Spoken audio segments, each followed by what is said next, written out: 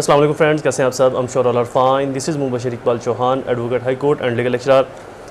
Law of contract की section wise series के अंदर आज हम पढ़ेंगे वाइड एग्रीमेंट और उसके रेलिवेंट सेक्शंस। पिछले लेक्चर्स के अंदर हमने वाइड कॉन्ट्रैक्ट्स को और अदर बाकी लेक्चर्स को हमने एक्सप्लेन किया था। हमारा आज का टॉपिक भी बहुत ज़्यादा इंपॉर्टेंट है। लेक्चर स्टार्ट करने से पहले एज़ यूजुअल अगर आप मेरे YouTube channel law and communication skills के ऊपर नए हैं तो रेड बटन को क्लिक करके चैनल को सब्सक्राइब करना, साथ में ही बेल आइकन को प्रेस करके ऑल नोटिफिकेशन कर दीजिएगा ताकि ऐसे फर्दर तमाम इन्फॉर्मेटिव लेक्चर्स आपकी एक्सेस में रहें और उनके नोटिफिकेशन आपको बर वक्त टाइमली मिलते रहे। मज़ीद बरा मेरी छोटी सी फीस है, उसको ज़रूर फुलफिल कर दिया करें। मेरी फीस आपने 3 स्टेप के अंदर पे करनी है। फर्स्ट, कम से कम 10 रुपये डोनेट कर दें। सेकंड, 2 लोगों की हेल्थ। थर्ड, मेरे और अपने पेरेंट्स के लिए दुआ। अल्लाह ताला उनको सेहत तंदुरुस्ती अता फरमाए। शुरू करते हैं हमारा lecture. Wide agreement section 24 law of contract 1872। Wide agreement if consideration and object unlawful in part. ऐसा कोई भी एग्रीमेंट जिसके अंदर कंसिडरेशन, तबादला, बेनिफिट्स, मफाद, इंटरेस्ट वो इल्लीगल हो या ऑब्जेक्ट इल्लीगल हो, होली या पार्शली, मुकम्मल ऑब्जेक्ट या मुकम्मल कंसिडरेशन उसके अंदर इल्लीगल हो या फिर कुछ पार्ट इल्लीगल हो तो वो एग्रीमेंट वाइड कहलाएगा। अच्छा, वाइड में और इल्लीगल में मैं पिछले लेक्चर्स में बता चुका हूँ कि बहुत बड़ा फ़र्क होता है। वाइड जो है उसके अंदर जो चीज़ कंसिडरेशन ऑब्जेक्ट इल्लीगल है या बार बाय लॉ है, कानून में उसकी पाबंदी है, रिस्ट्रिक्टेड बाय लॉ है, अगर उसको ख़त्म कर दिया जाए तो वो कॉन्ट्रैक्ट लीगलाइज हो जाता है, वैलिड हो जाता है। लेकिन जो कॉन्ट्रैक्ट असर नो ही इल्लीगल बना हो उस कॉन्ट्रैक्ट के अंदर चेंजिंग करने से वो वैलिड नहीं होता, वो इल्लीगल ही रहेगा। If any part of single consideration for one और मोर ऑब्जेक्ट और any one or any part of any of several consideration for a single object is unlawful, the agreement is void।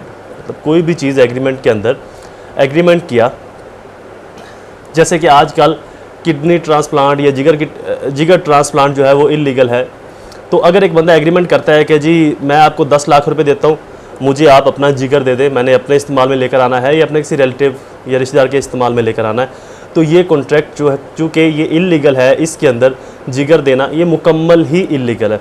लेकिन अगर कोई शख्स एक एग्रीमेंट करता है दूसरे शख्स के साथ, ए बी के साथ एग्रीमेंट करता है, ए कहता है जी मैं आपको 5 लाख रुपए दूंगा, आपने मुझे 2.5 लाख की शराब ला कर देनी है और 2.5 लाख के आपने मुझे जूसेस ला कर देने हैं, तो इस कॉन्ट्रैक्ट के अंदर जो शराब है वो इल्लीगल है या वो अनलॉफुल ऑब्जेक्ट है, तो ये जो एग्रीमेंट है ये वाइड होगा। अगर इसमें से शराब को निकाल दिया जाए तो देन कॉन्ट्रैक्ट वैलिड हो जाएगा। अगर शराब इसके अंदर इंक्लूड रहेगी तो ये कॉन्ट्रैक्ट वाइड होगा, क्योंकि शराब इल्लीगल है या ये ऑब्जेक्ट इल्लीगल है, या दोनों अतराफ़ के लोगों को जो मिलने, दूसरी तरफ की पार्टी को जो 2.5 लाख रुपये मिल रहा है वो भी अनलॉफुल ऑब्जेक्ट के ज़रिए मिल रहा है, और ये पार्टी जो 2.5 लाख के इवज़ कुछ ले रही है वो भी अनलॉफुल ऑब्जेक्ट ही हासिल कर रही है। तो जैसे कि जिस एग्रीमेंट के अंदर अनलॉफुल ऑब्जेक्ट हो, अनलॉफुल कंसिडरेशन हो, वो एग्रीमेंट वाइड कहलाएगा। Next section 25, agreement without consideration void unless, जब तक के ना it is in writing and registered और it is promised to compensate for something done or is a promise to pay a debt barred by limitation law। कोई भी agreement है जिसके अंदर कंसिडरेशन नहीं होगी। सपोज कर लेते हैं मैं अपना ये सेल फोन है, या किसी शख्स को कह देता हूँ कि जी मैं आपको ये दे रहा हूँ, वो शख्स मुझसे ये सेल फोन ले रहा है, इसके इवज़ में मुझे कोई फ़ायदा हासिल नहीं हो रहा, मुझे कुछ नहीं मिल रहा उस शख्स से, तो that is contract is called a wide. ऐसा कोई भी कॉन्ट्रैक्ट जिसके अंदर कंसिडरेशन फॉल नहीं करेगी वो वाइड होगा, वो वैलिड नहीं होगा। हाँ, सिर्फ एक ही कॉन्ट्रैक्ट है जो कि वैलिड है विदाउट कंसिडरेशन। वो कॉन्ट्रैक्ट कौन सा है? डेट इज़ अ गिफ्ट या लव इफेक्शन के अंदर। जैसे कि एक बाप अपने बेटे को कहता है कि जी आपने अगर मैट्रिक के अंदर अच्छे नंबर लिए या एफएससी के अंदर अच्छे नंबर लिए तो मैं आपको होंडा 125 बाइक लेकर दूंगा या स्पोर्ट्स बाइक लेकर दूंगा या वट एवर, या 70 आपको लेकर दूंगा।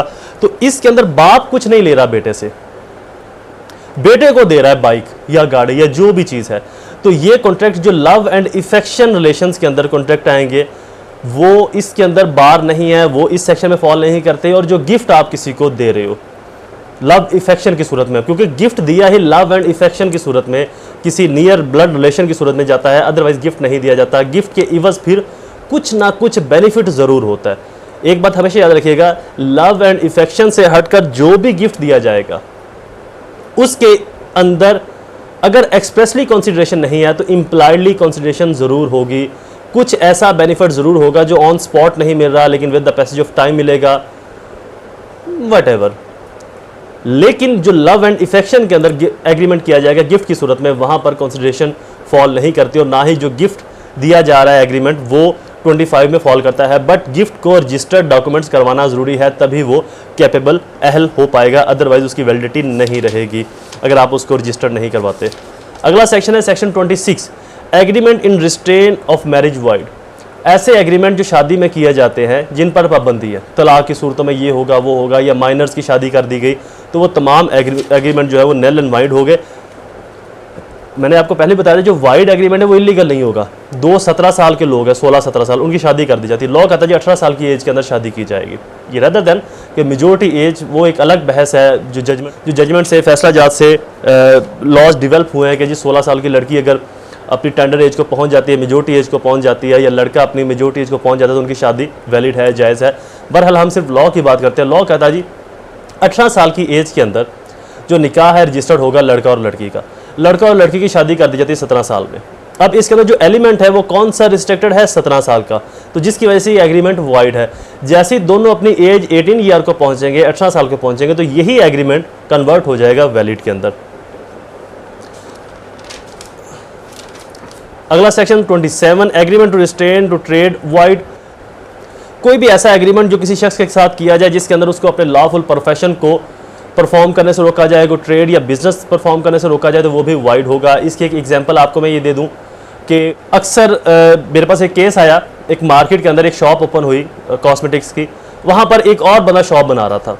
तो उस बंदे ने दूसरे बंदे के साथ ये एग्रीमेंट किया है कि जी मैं आपको 5 लाख रुपए दूंगा, आपने इस एरिया में शॉप नहीं बनानी, आप फलां जगह पर जाकर शॉप बनाई। एक छोटे शहर का वाक़या है। उनका आपस में एग्रीमेंट हो गया। जब वो एग्रीमेंट हुआ उसके बाद फिर दूसरे बंदे ने शॉप दोबारा से फिर उसी मार्केट में बना ली, तो जो पहला बंदा है वो अदालत में चला गया। तो वहाँ पर जाकर तो अदालत ने सेक्शन 27 का सहारा लेते हुए उसके दावे को डिसमिस किया कि किसी को बिजनेस करने से, ट्रेड करने से या लीगल प्रोफेशन, उसकी लीगल राइट एंड ऑब्लिगेशन को एंटरटेन करने से रोका नहीं जा सकता, और अगर रोकने के लिए कोई ऐसा कॉन्ट्रैक्ट किया जाता है तो वो कॉन्ट्रैक्ट नल एंड वाइड कहलाएगा। अगला सेक्शन बहुत इंपॉर्टेंट है, section 28, agreement to restrain of legal proceeding. ऐसा एग्रीमेंट करना जहां पर किसी के ऊपर लीगल प्रोसीडिंग्स की पाबंदी लगाई जाए। इसकी आपको एक एग्जांपल देता हूं। अक्सर आपने ऐसे एग्रीमेंट्स देखेंगे जहां पर एंड पर एक नोट लिखा होता है कि अगर ये शख्स ने मुझे पैसे ना दिए तो मैं इसकी ये प्रॉपर्टी या इसकी ये ज़मीन जायदाद जब्त कर लूँगा, और ये कोई भी कानूनी चाराजोई करने का इख्तियार ना रखता है। तो ये जो वर्डिंग है, ये जो हेडिंग है, ये नल एंड वाइड है। किसी भी शख्स को लीगल प्रोसीडिंग या लीगल ऑब्लिगेशन या अपने लीगल राइट को इंटरटेन करने से नहीं रोका जा सकता। तो सेक्शन 28 का जो लुबे लुबाब है वो ये है कि अगर किसी शख्स के साथ आप कोई एग्रीमेंट करते हो, जिस एग्रीमेंट के अंदर ये टर्म्स एंड कंडीशन तय की जाए कि जी आप अगर आपने ये दावा या अगर आपने ये मेरी जो रिक्वायरमेंट है फुलफिल ना की तो मैं आपकी प्रॉपर्टी जब्त कर लूँगा या कर लूँगी, तो आप अदालत में कोई भी दावा करने का हक या मजाज नहीं रखते। तो ऐसी कोई भी वर्डिंग रखना या किसी से कोई ऐसा एग्रीमेंट करना जिसके अंदर उसको किसी लीगल राइट को इंटरटेन करने से रोकना, तो ऐसा कोई भी एग्रीमेंट जो है वो वाइड होगा, वो वैलिड नहीं होगा, उसकी लीगल एंटिटी कुछ भी नहीं होगी, कोई हैसियत नहीं होगी। Next section 29, agreement void for uncertainty. ऐसा एग्रीमेंट करना जहां पर गैर यकीनी की सूरत हाल हो, अनकैपेबिलिटी की सूरत हाल हो, अनस्टेबिलिटी की सूरत हाल हो। फॉर एग्जांपल आप एक एग्रीमेंट कर लेते हो कि जी मैंने एक किसान है वो मिल वाले के साथ ये एग्रीमेंट करता है कि जी 1 साल के बाद मेरा गन्ना तैयार हो जाएगा, और जब गन्ना तैयार होगा मेरी ज़मीन 1 एकड़ में से 100 मन या 80 मन गन्ना निकल आएगा, तो वो गन्ना मैं आपको इस रेट पर सेल करूंगा। तो बेसिकली एग्रीमेंट या कॉन्ट्रैक्ट हमने लास्ट लेक्चर्स के अंदर पढ़ा था कि उनका ऑन स्पॉट होना ज़रूरी है, आपको नज़र आ रही हो चीज़। ये नहीं है कि हवाई बातें आप कर रहे हो, डिवाइन बातें कर रहे हो, अनसर्टेनिटी की बातें आप कर रहे हो। तो ऐसी चीज़ जो अनसर्टेनिटी पर मबनी हो, उस एग्रीमेंट को दोनों में से कोई एक पार्टी अगर ख़त्म भी कर देती है तो वो वैसे ही वाइड होगा, तो इसकी कोई वैलिडिटी नहीं होगी। या कोई ऐसा एग्रीमेंट जिसको फुलफिल नहीं किया जा सकता। फॉर एग्जांपल 2 लोग हैं, दरिया के किनारे पर रहते हैं, राइट और लेफ्ट। ए ने बी को गाड़ी सेल करनी है, एक किनारे पर बी रहता है, एक किनारे पर ए रहता है। अब दरिया चल रहा है, दोनों किसी कॉमन जगह पर मिलते हैं, उनका आपस में एग्रीमेंट होता है। मान लेते हैं उनका एग्रीमेंट फ़ोन पर होता है। वो कहता है जी, बी कहता है जी तुम्हारे पास करोला गाड़ी है और ये गाड़ी तुम मुझे सेल कर दो GLI गाड़ी है तुम्हारे पास 14 मॉडल और मैं तुम्हें इसकी 22 लाख रुपया या 21 लाख रुपया प्राइस दूंगा। ए कहता है जी ठीक है, लेकिन अभी दरिया चल रहा है, जो कि दरिया में से पानी है और गाड़ी, चूँकि दरिया चल रहा है, पानी है और गाड़ी गुजर नहीं सकती, तो लिहाजा जब दरिया खुशक होगा 2 माह बाद, तो फिर मैं यहाँ से गाड़ी इस किनारे से गुजार के दूसरे किनारे तक आपके हवाले कर दूंगा। अब एग्रीमेंट उनके दरमियान में तय हो गया, दरिया का पानी 2 माह बाद उतरा ही नहीं या खुशक ही नहीं दरिया हुआ, दरिया लंबा चल रहा है, तो डेट इज़ अ अनसर्टेनिटी, यहाँ पर गैर यकीनी की सूरत हाल है। तो ऐसा कोई भी मुआहदा, ऐसा कोई भी एक्ट जहाँ पर गैर यकीनी सूरत हाल हो, जहाँ पर कन्फर्मेशन कोई ना हो, अथेंटिकेशन कोई ना हो, कंफर्म नहीं है कि कब तक वो मामला हल हो जाएंगे, तो ऐसा कोई भी मुआहदा जिसके अंदर अनसर्टेनिटी की फ़ज़ा हो वो नल एंड वाइड होगा, वो उसकी कोई लीगल एंटिटी नहीं होगी। Section 30 agreement by way of wager void, कोई भी ऐसा एग्रीमेंट जो शराइत के साथ, शर्तों के साथ या जुआ की सूरत में लगाया जाएगा वो वाइड होगा। ये अक्सर जवारी जुआ खेल रहे होते हैं, तो वहाँ पर अगर वो एग्रीमेंट करते कि जो हार गया वो इतने पैसे देगा, जो जीत गया वो इतने पैसे देगा, तो इस सूरत में लिखा गया जो भी कॉन्ट्रैक्ट है वो वाइड होगा। मां सवाए एक एग्रीमेंट ऐसा है जिसको जुआ नहीं कहा जा सकता, उसको लीगलाइज किया गया है। Exception in favour of certain price for horse racing, घोड़ों की दौड़ के ऊपर जो पैसा लगाया जाता है वो पैसा, वो एग्रीमेंट वैलिड होगा। अदरवाइज आप क्रिकेट गेम के ऊपर जुआ लगाते हो, शर्त लगाते हो, हॉकी या किसी और गेम के ऊपर जुआ लगाते हो, बिटिंग लगाते हो, वो तमाम जो बिटिंग है, एग्रीमेंट्स हैं, इन रेदर देन उनकी दुनिया में जो ब्लैक वर्ड है, उनकी दुनिया में वो सबसे स्ट्रॉन्ग एग्रीमेंट्स होते हैं, जो वो कमिटमेंट कर लेते हैं उसको वो फुलफिल करते हैं। ये फिल्मों में दिखाया जाता है, मैनू ना समझ लिया जाए कि मैं उन्होंने दुनिया का उन्होंने बच्चे, तो ये फिल्मों में दिखाया जाता है कि जो हमारी दुनिया के अंदर ज़ुबान ही सबसे बड़ी चीज़ है। बहरहाल हमारी लीगल वर्ड के अंदर बिटिंग करना, शराइत लगाना, शर्त लगाना, बाजी लगाना, इसके लिए जो एग्रीमेंट्स लिखे जाएंगे वो वाइड होंगे, वो वैलिड नहीं होंगे। मां सवाए घोड़ों की रेस के ऊपर पैसा जो लगाना ये लीगल है, इसके ऊपर कोई रिस्ट्रिक्शन नहीं है। Lecture is complete. I hope ये लेक्चर आपके लिए फ़ायदेमंद साबित हुआ होगा। ऐसे ही इन्फॉर्मेटिव वीडियोस को सुनने के लिए चैनल को लाइक और सब्सक्राइब जरूर कर दीजिए, वीडियो को शेयर जरूर कीजिएगा अपने हल्का अहबाब में। दोबारा हाजिर होगा किसी और इन्फॉर्मेटिव लेक्चर के साथ, तब तक मुझे अपनी दुआ में जरूर याद रखें। अल्लाह ताला आप सबका हामी नासिर हो। वस्सलाम।